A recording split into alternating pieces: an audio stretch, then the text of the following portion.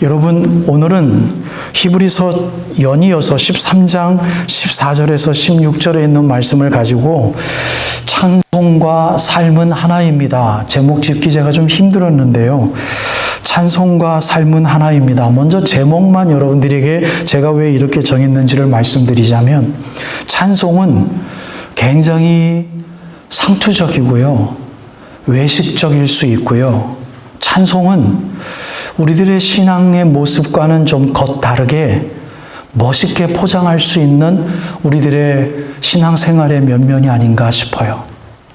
그래서 누군가 찬송할 때 그 사람의 신앙생활의 실제의 모습을 알지 못한다면 그 사람의 찬송하는 제스처나 찬송하는 그 영적인 그 어떠한 그 아우터 피규어의 모습을 보고 우리는 은혜 받을 수 있습니다.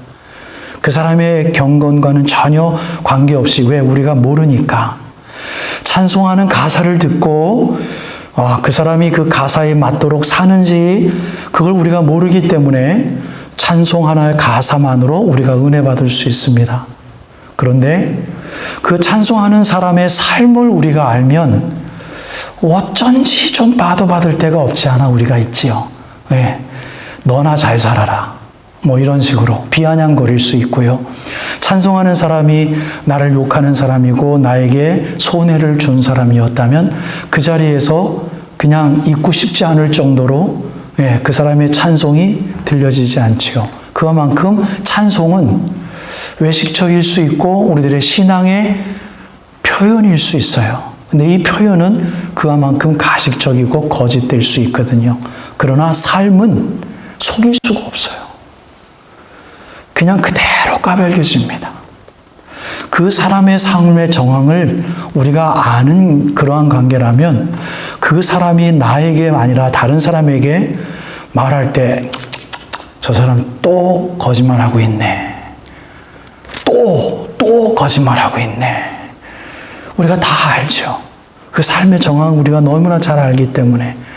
그래서 이 삶과 찬송은 하나가 되기가 힘들다라는 것을 여러분들이 더 잘 아실 거예요. 그래서 찬송할 때는 우리가 많은 사람들 앞에서 찬송할 때는 몰라도 혼자 있을 때 찬송하는 훈련이 없다면 여러분, 우리 많은 사람들 앞에서 찬송 부를 때 그 찬송이 정말 예수를 찬송하는 것인지 헷갈릴 때가 분명히 있을 거예요. 근데 이것이 찬송과 삶이 하나가 되어지기 위해서는 여러분 혼자 계실 때 찬송해 보십시오. 삶이 엉망일 때는요, 여러분 어느 정도 경건에 좀 그래도 양심이 있는 사람은요 찬송할 수 없어요. 하나님 앞에 미안해서라도 찬송 안 나와요. 10분, 20분 동안 주절주절 하나님 앞에 창피할 것입니다. 그나마 경건이 살아있는 사람의 모습이죠. 근데 정말 하나님 앞에 삶 속에서 하나님 앞에서의 사람으로서의 삶 때문에 고민하는 사람이라면 여러분 찬송은 못하더라도 하나님 앞에 회개의 노래를 부르며 하나님 앞에 개인 경건의 시간은 가질 수 있습니다. 주님은 정말 멋있는 분입니다. 주님의 창조물은 참 아름답습니다. 참 아름다워라. 이 찬송은 부를 수 없지만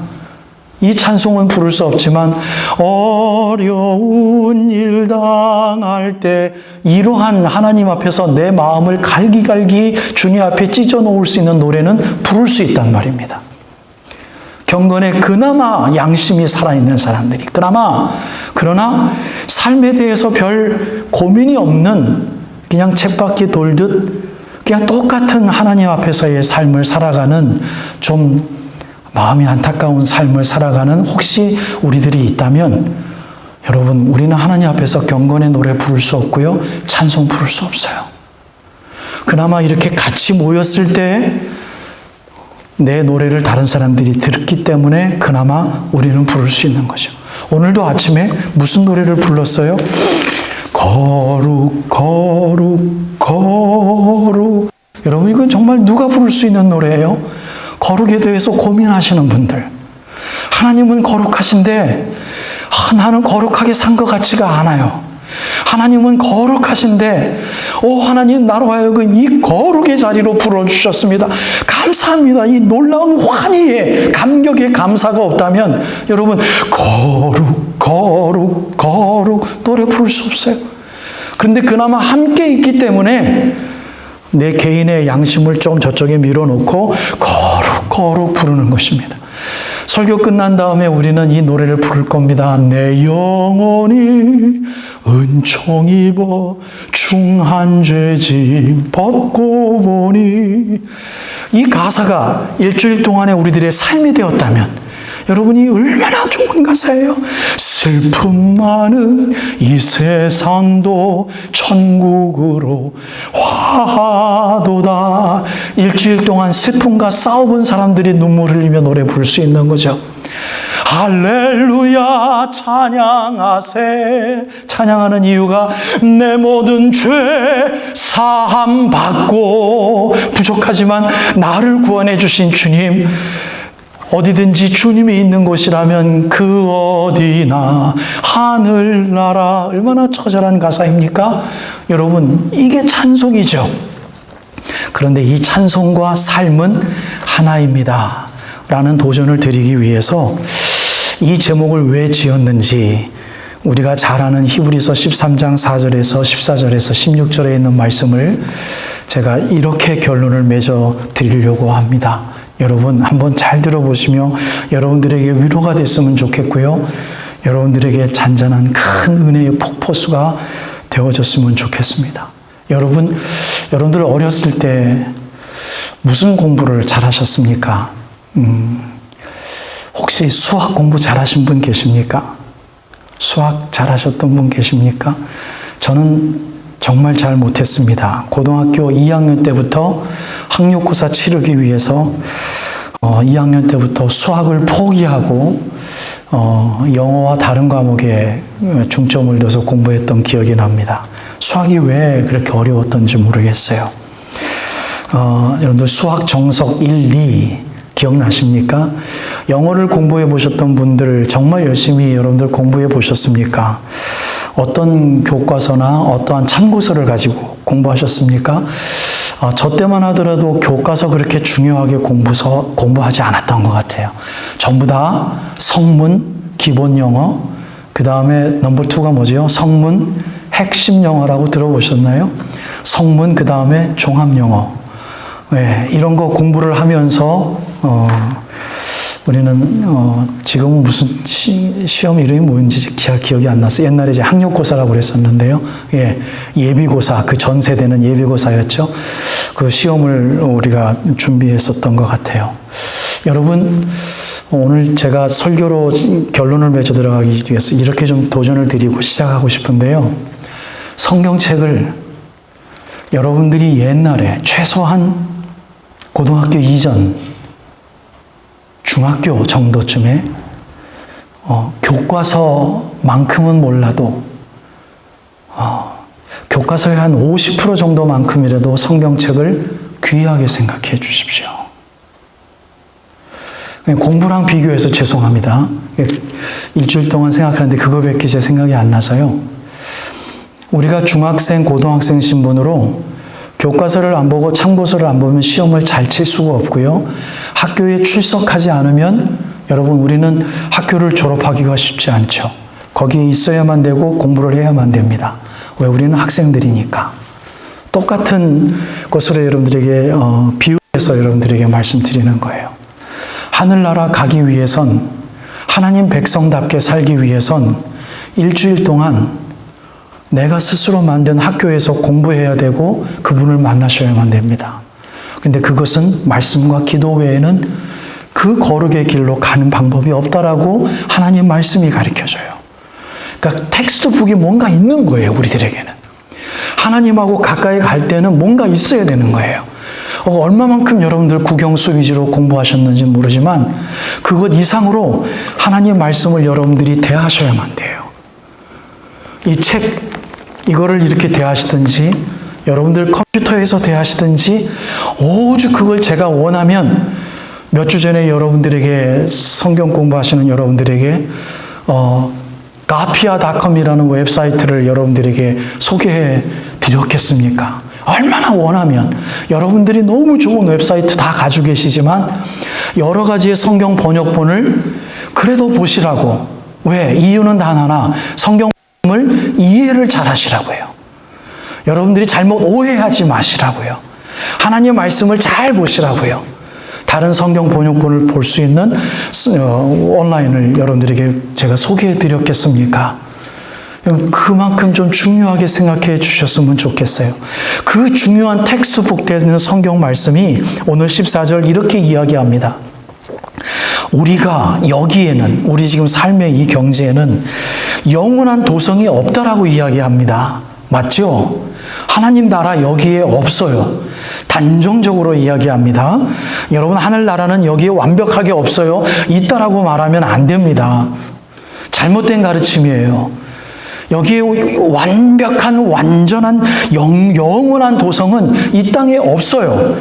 그런데 장차 올 것인데, 이 완벽한 영원한 도성이 장차 우리들에게 올 것인데, 그것을 찾는다라고 이야기를 합니다. 그러니까 그것을 우리가 찾을 때마다 순간순간적으로 우리들이 하나님 나라를 가질 수는 있다라는 명제가 정확하게 있을 수 있죠. 그렇죠? 하나님 나라는 이 땅에서 없어요. 그런데 있어요. 어떻게? 우리가 찾으면. 이 땅에는 연고한 도성이 없으므로 장차 올 것을 우리는 찾아요. 여러분, 이게 굉장히 사실은 어려운 말씀입니다. 영원한 도성이 정말 하늘나라에만 있고 이 세상에 정말 이루어질 수 없는 거라면 우리는 여기서 찾을 필요는 없는 거죠. 그런데 하나님은 정말 멋있는 말씀을 우리에게 남겨주셨어요. 이 땅에는 없는데 너희들이 찾으면 어떻게 해요? 너희들이 가질 수 있다. 그래서 완벽하지 않은 것이지만 내가 내 나라를 보여주겠다라고 말씀하시는 거죠. 이게 14절에 있는 말씀이에요. 여러분, 이해되셨나요? 영원한 도성은 이 땅에 없습니다.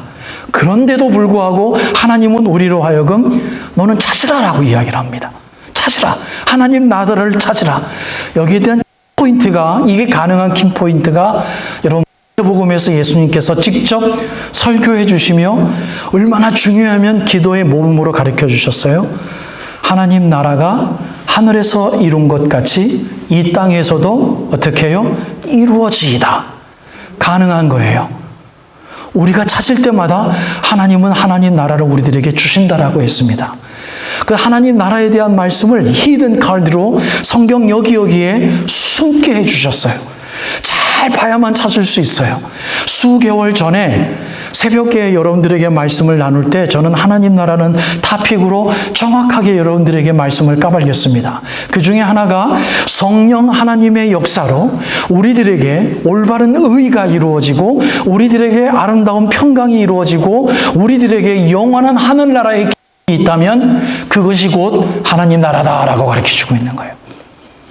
성경 말씀에서 다 찾을 수 있어요. 예, 근데 그게 우리들에게 국영수만큼의 해수만큼도 중요하게 안 다가와요. 그래서 그 학교를 졸업할 수 있는지 모르겠어요, 우리가. 하나님 나라는 성령 하나님이 역사하셔서 그 안에서 이루어지는 하나님의 의와 하나님의 평강과 하나님의 기쁨이 우리들에게 충만하게 임할 때 우리는 이미 하나님의 나라를 find out, 찾았다. 바로 그것이지요. 그래서 하늘나라는 이 땅에 이루어질 수 없지만 장차 올 것에 대하여 너희들은 찾나니 찾은 사람들이 그 다음에 15절, 16절을 바라볼 수 있어요. 하나님 나라가 이것이었구나. 야, 정말 세상 사람들이 감당할 수 없는 거구나. 라고 찾은 사람들이 그 다음 성경 말씀으로 진도를 나갈 수 있어요. 그러므로 찾기를 원하는 사람, 찾은 사람, 찾아보려고 하나님 앞에 많이 매를 받은 사람, 그러므로 우리는 예수로 말미암아 항상 찬송의 제사를 하나님께 드리자. 이는 그 이름을 증언하는 입술의 열매니라. 여러분, 찬송의 이유가 무엇입니까? 여러분, 찬송이 무엇입니까? 우리가 찬송을 왜 불러야만 됩니까? 라고 이야기할 때 여러분들은 여기서 헷갈리지 않았으면 좋겠어요. 단 하나 정확한 겁니다.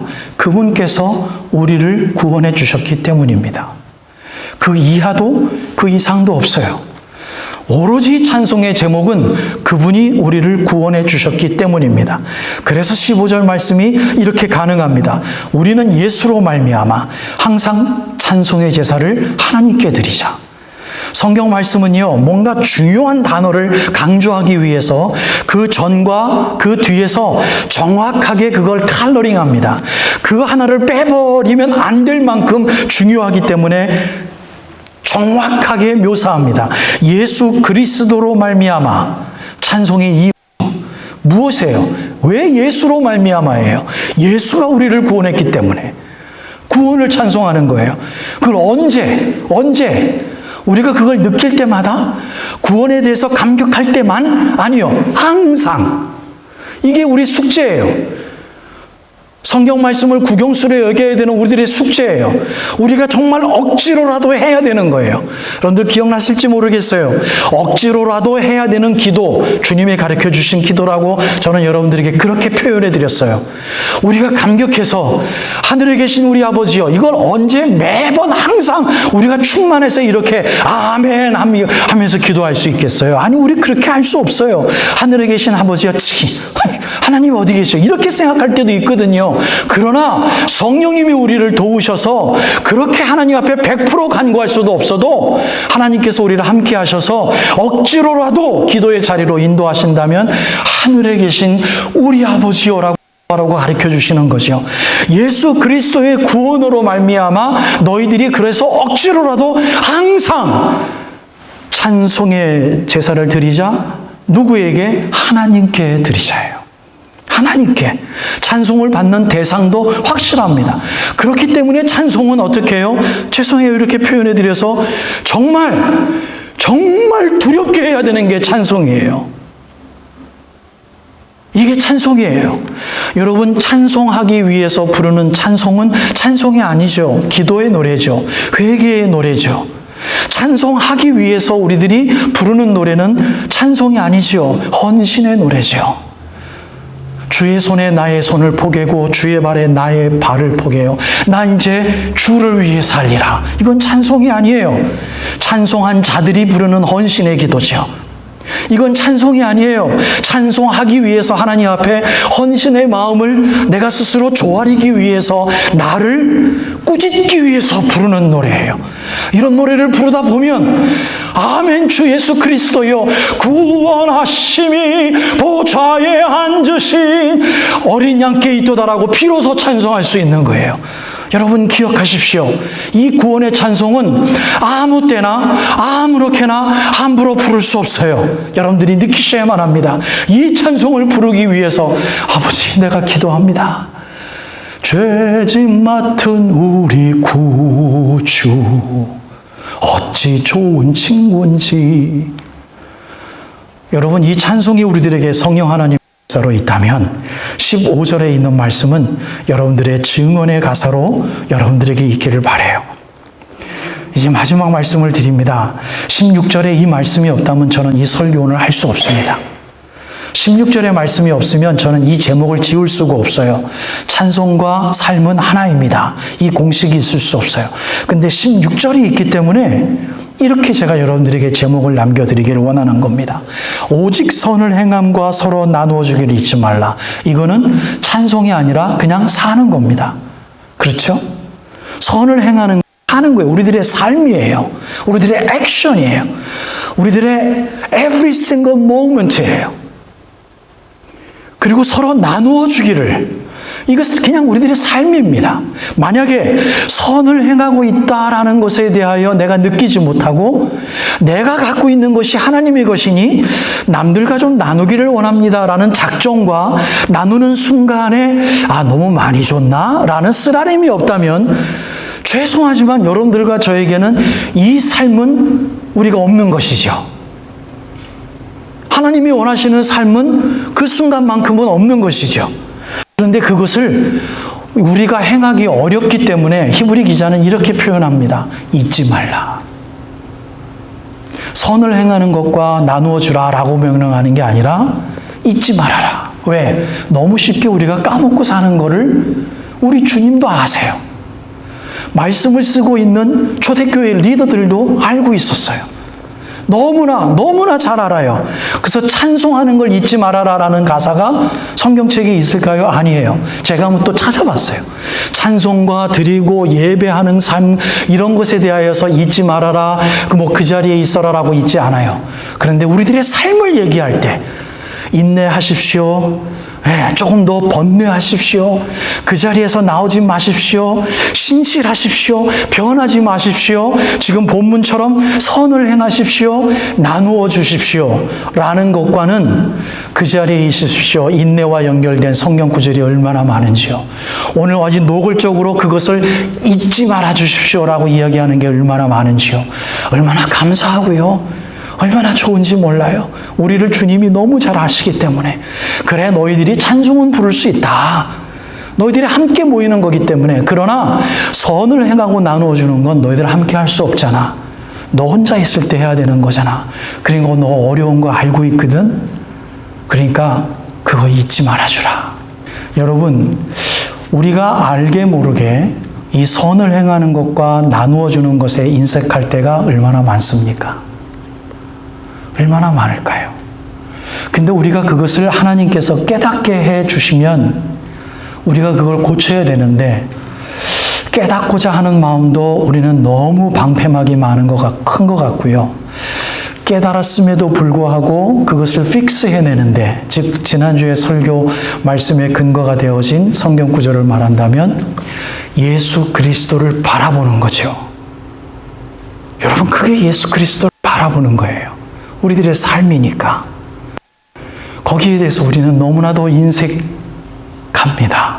그런데 그것을 알고 있기에 그것을 잊지 말아라. 그리고 우리들에게 도전 주면서 결론을 찍는 도장을 찍습니다. 이 같은 제사를 하나님은 기뻐하시느니라.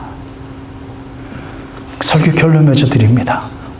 여러분, 15절은 찬송, 예수 그리스도 구원으로 말미암아 항상 하나님께 드리는 이 제사. 그리고 16절에는 똑같은 제사를 썼는데 그것도 하나님이 기뻐하시는 제사인데 찬송 대신 선을 행함과 서로 나누어 주는 것. 이 하나님이 기뻐하시는 제사를 항상 잊지 말고 하나님 앞에 드리십시오. 이게 15절, 16절 믹스처 제가 지금 해놨습니다. 찬송과 삶은 하나이다. 그러니 하나님이 받으시는 이 거룩한 하나님이 기뻐하시는 제사를 예수 그리스도의 구원을 주로 말미암아 항상 하나님 앞에 드리기를 잊지 말라. 찬송과 삶은 하나입니다. 오늘 설교 결론을 13장 앞에 있는 성경 구절을 제가 몇 구절 읽어드리고 여러분들에게 설교 마치겠습니다.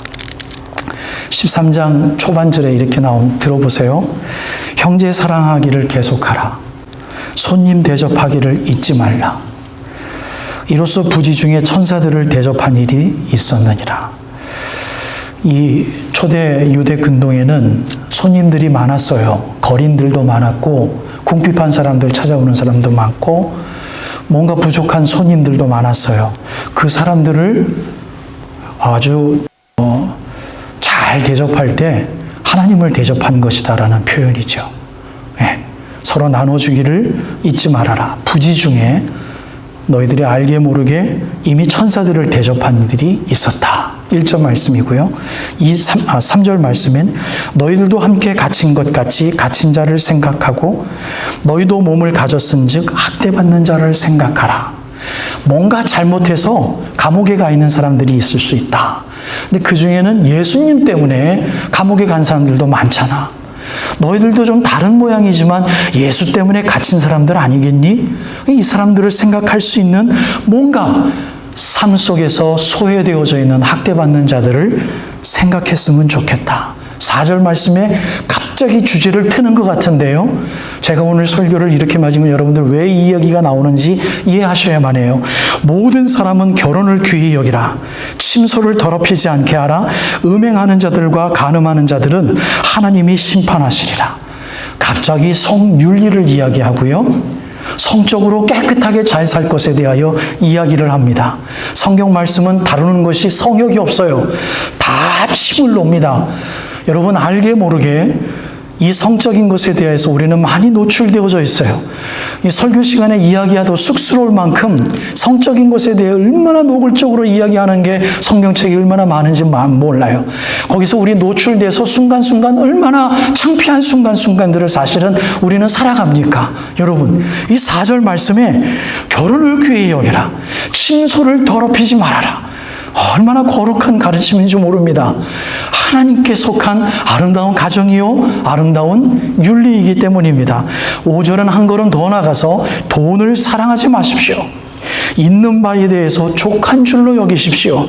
그가 친히 말씀하시기를 내가 너희를 결코 버리지 아니하고 너희를 떠나지 아니하리라 하셨느니라.